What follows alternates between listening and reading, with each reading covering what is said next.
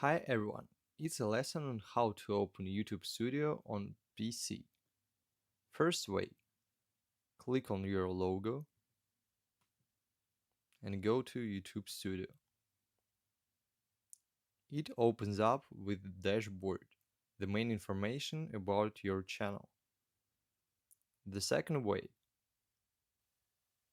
click on Manage Videos. It's different because it opens up with content, information about each video you published.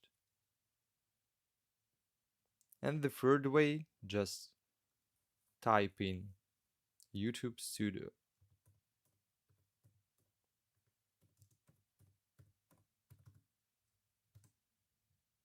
and open straight. That's it. Thanks for watching.